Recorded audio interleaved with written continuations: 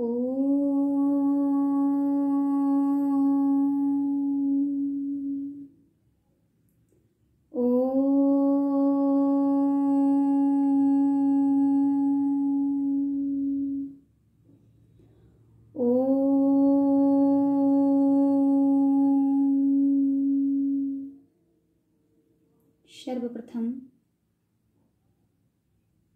माता सरस्वती जी के चरणों में कोटि कोटि नमन, कोटि कोटि प्रणाम। माता सरस्वती जी से प्रार्थना है कि वो अपनी व्यास गद्दी पर विराजमान हो, मुख्य श्रोता के रूप में भी विराजमान हो और अपना आशीर्वाद मुझे हमेशा हमेशा के लिए प्रदान करें। मेरे अंतःकरण में, मेरे हृदय में, मेरी वाणी में, मेरे मस्तिष्क में, मेरे कंठ में, मेरे शिखा में विराजमान हो। उसके उपरांत परम श्रद्धेय मर्यादा पुरुषोत्तम श्री रामचंद्र जी, माता जानकी जी के चरणों में कोटि कोटि प्रणाम। श्री माता जानकी जी से और परम पिता परमेश्वर श्री रामचंद्र जी से प्रार्थना है कि वो अपनी व्यास गद्दी पर विराजमान हो, मुख्य श्रोता के रूप में भी विराजमान हो। उसके उपरांत सभी श्रद्धालु भक्तों के हृदय में पधारे हुए मेरे सर्वेश्वर भगवान के श्री चरणों में कोटि कोटि प्रणाम। संत समाज, ब्राह्मण समाज, सभी के हृदय में पधारे हुए मेरे सर्वेश्वर भगवान के चरणों में कोटि कोटि प्रणाम और प्यार भरा जय श्री सीताराम।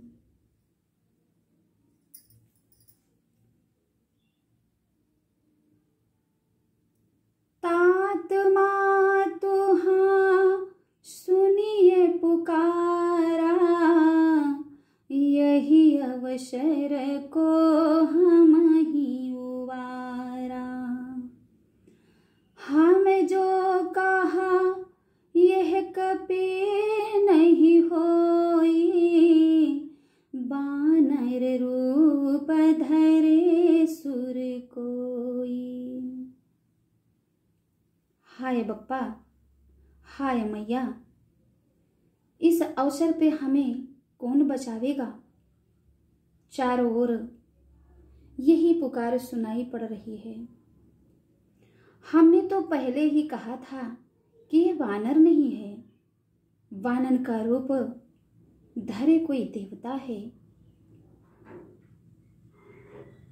नगर के वासी इस प्रकार कहते हुए कहते हैं कि साधु अवज्ञा कर फल ऐसा, जरहि नगर अनाथ कर जैसा। जारा नगर निमिषय कमाहि, एक विभीषण कर गृह नाही। साधु के अपमान का यह फल है कि नगर अनाथ के नगर की तरह जल रहा है। हनुमान जी ने एक ही क्षण में सारा नगर जला डाला और सिर्फ एक घर, मात्र एक घर, ओनली एक हाउस बचा, विभीषण का घर, जो कि विभीषण का घर नहीं जला। और क्यों नहीं जला? कि वो हमेशा श्री राम के चरणों का अनुराग करते थे, उनके चरणों में ही लीन रहते थे। ताकर दूत अनल जहि शिर जा, जरा न सोते ही कारण गिर जा। उलटी पलटी लंका सब जारी, कूदी परा पुनि सिंधु मझारी। शिव जी कहते हैं कि हे पार्वती, जिन्होंने अग्नि को बनाया हनुमान जी उन्हीं के दूत हैं, और इसी कारण वे अग्नि से नहीं जले। हनुमान जी के पूंछ में ही आग लगी और हनुमान जी नहीं जले। प्रभु की माया देखिए। और क्यों नहीं जले? क्योंकि मर्यादा पुरुषोत्तम श्री रामचंद्र जी ने ही अग्नि देवता का निर्माण किया है। और हनुमान जी किसके पुत्र हैं और किसकी सेवा कर रहे हैं, किसके चरणों में हमेशा अपना चिंतन लगाए रहते हैं? मर्यादा पुरुषोत्तम श्री रामचंद्र जी के, और उन्हीं के दूत हैं। इसी कारण हनुमान जी के शरीर में जरा भी अग्नि का लवलेश नहीं लगा। हनुमान जी ने उलट पुलट कर एक ओर से दूसरी ओर तक सारी लंका जला दी। फिर वे कहाँ गए? समुद्र में कूद पड़े अग्नि को बुझाने के लिए। पूछ बुझाई खोई श्रम, धारी लघु रूप बहोरी, जनक सुता के आगे, ठाढ़ भयो कर जोरी। पूछ बुझाकर, थकावट दूर करके, और फिर छोटा सा रूप धारण कर हनुमान जी श्री जानकी जी के सामने हाथ जोड़कर जा खड़े हुए।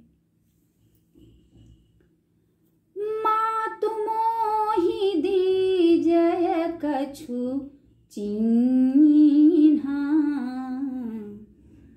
कैसे दीजिए? कि जैसे रघुनायक मोहि दीन्हा, चूड़ामणि उतारी तब दयऊ, हरषि शमीत पवन सुत लयऊ। हनुमान जी ने कहा कि हे माता, मुझे कोई चिन्ह अर्थात पहचान दे दीजिए, जिससे श्री रघुनाथ जी ने मुझे दिया था आपके लिए। तब सीता ने चूड़ामणि उतार कर दी। हनुमान जी ने उसको हर्षपूर्वक ले लिया।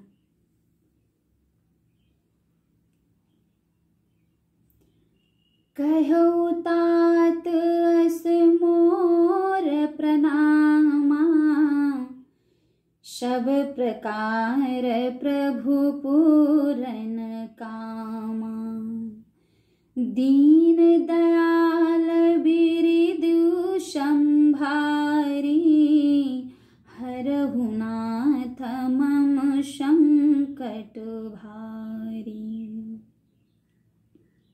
जानकी जी ने कहा हनुमान जी से कि हे तात, मेरा प्रणाम, मेरा निवेदन करना और इस प्रकार कहना कि हे प्रभु, यद्यपि आप सब प्रकार से पूर्ण काम हैं, सभी कामों को पूरा करने वाले हैं, आपको किसी प्रकार की कामना नहीं है, तथापि दीनों के दुखिया पर दया करना आपका विरध है, आपका काम है, तो मैं दीन हूँ।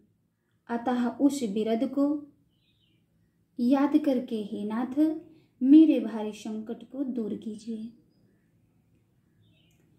तात शक्र सुत कथा सुनायहु, बान प्रताप प्रभु ही समझायहु।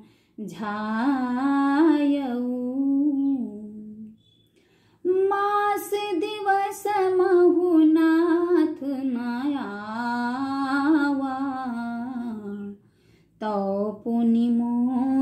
जियत नहीं पावा। श्री माता जानकी जी कहती हैं हनुमान जी से कि हे तात, इंद्रपुत्र जयंत की कथा सुनाना और प्रभु को उनके वाण का प्रताप समझाना, स्मरण कराना यदि वो भूल गए हों तो। यदि महीने भर में नाथ ना आए तो फिर मुझे जीते जी नहीं पाएंगे। कहु कपि के ही विधि राखऊं प्राणा, तुम्हु तात कहत अब जाना। तो ही देखी शीतल भई छाती, पुनि मोह कहु सोई दिन सो राती। माता जानकी जी कहते हैं कि हे हनुमान, कहो मैं किस प्रकार प्राण रखूं। हे तात, हे पुत्र, तुम भी अब जाने को कह रहे हो।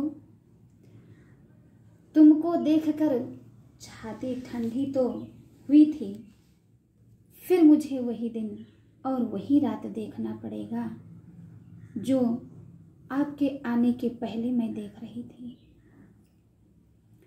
जनक सुतहि समुझाई करी, बहुविधि धीरज दीन। चरण कमल शिरुनाई,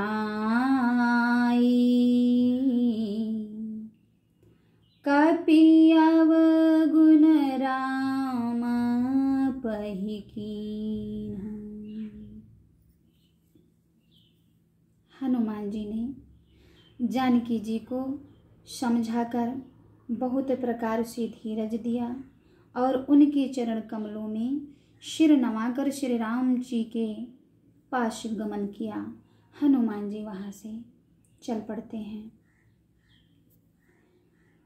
चलत महाधुनि गरज सिभारी, गर्भ श्रवहि सुनि निश्चर नारी।